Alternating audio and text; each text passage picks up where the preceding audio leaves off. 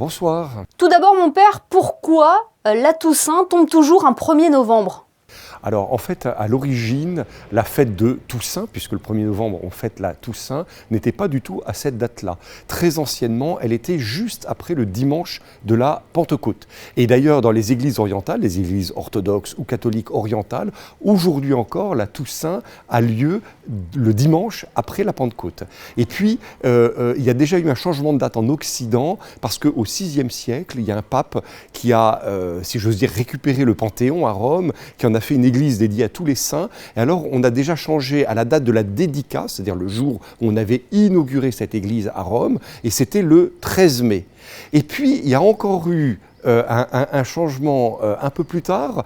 On pense que c'est en partie sous l'influence de nos amis irlandais, d'ailleurs, en particulier, mais il y a eu encore un changement où petit à petit en Occident, donc à partir du 7e, 8e siècle, on a pris l'habitude, et un pape l'a finalement étendu à tout l'Occident, de fêter la fête de la Toussaint le 1er novembre, et c'était donc sans doute aussi en lien avec un certain nombre de cultes païens qui venaient du paganisme autour des morts dans cette période particulière. Alors que représente la Toussaint pour les fidèles, mon père ? Alors pour les fidèles chrétiens, la Toussaint, c'est quand même une grande espérance. On fête tous les saints. Alors vous savez, dans l'Église, il y a les saints, si j'ose dire, dûment répertoriés, ceux qu'on connaît au calendrier des saints. Régulièrement, on entend que le pape va canoniser, béatifier tel ou tel grand personnage de l'Église. Et puis, il y a ces milliers, ces millions de saints, qui sont d'ailleurs mentionnés dans le livre de l'Apocalypse, hein, cette foule innombrable vêtue de blanc qui entoure l'agneau pascal, c'est-à-dire le Christ, c'est-à-dire tous ces hommes, toutes ces femmes à travers tous les temps et à travers toute la planète qui sont devenus des amis de Dieu et qui sont aujourd'hui auprès de Dieu. Alors l'Église a voulu que nous les honorions dans une fête particulière, au moins une fois par an, que nous les célébrions tous, et en les célébrant, finalement, nous célébrons des grands frères, des grandes sœurs qui nous ont précédés sur le chemin, un chemin qui n'est pas toujours facile, nous le savons, et bon, au milieu des crises que les uns et les autres nous traversons, nous voyons bien que ce chemin n'est pas toujours facile. Eh bien, au bout de ce chemin, si nous essayons de vivre droitement, en respectant les commandements de Dieu, les commandements de l'Église, eh bien, nous savons que nous pourrons retrouver cette multitude en fête.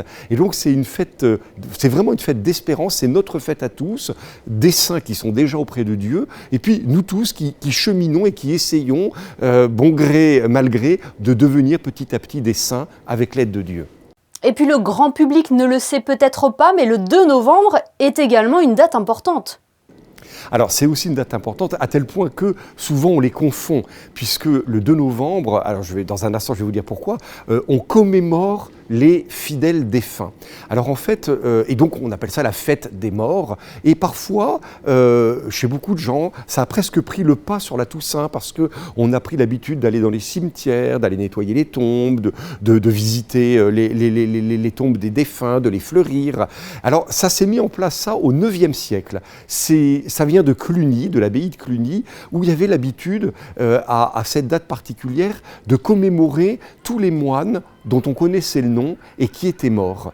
Et alors petit à petit, cette pieuse coutume s'est répandue dans tout l'Occident, et finalement, ça répondait aussi, je pense, à quelque chose de fondamental dans notre cœur à tous.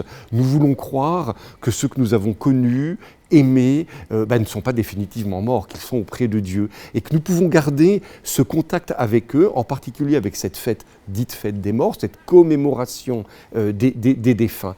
Et ça s'appuie aussi dans la pensée de l'Église, dans la théologie de l'Église, dans le fait que par nos prières, vous savez, quand on meurt, on a ce qu'on appelle un peu le jugement particulier, c'est-à-dire on arrive devant Dieu, et puis d'une certaine manière, Dieu fait un peu le point avec nous de tout ce qu'il y a eu de bon dans notre vie, puis peut-être aussi de ce qui n'a pas été si bon que ça, ce qu'on appelle le péché.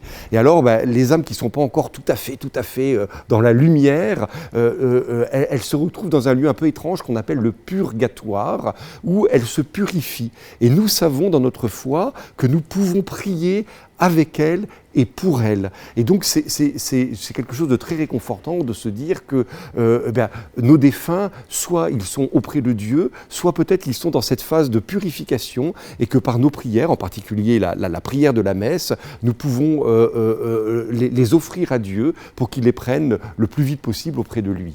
Justement, mon père, plusieurs messes, plusieurs offices auront lieu dans les églises de la Principauté pour la Toussaint? Bien sûr, hein. Alors à la fois pour la Toussaint et à la fois pour la commémoration des fidèles défunts, il y a toutes les messes habituelles et même un peu plus. N'hésitez pas d'ailleurs à vous connecter sur le site internet du diocèse de Monaco. En tapant diocèse de Monaco sur votre moteur de recherche, vous tombez très facilement dessus. Avec un onglet avec les horaires de messe, vous aurez tous les détails des messes. Et pour vous dire à quel point l'Église veut que l'on célèbre des messes, en particulier pour la commémoration des fidèles défunts, c'est un des rares jours où les prêtres sont autorisés à célébrer 3 messes et non pas une seule dans la journée.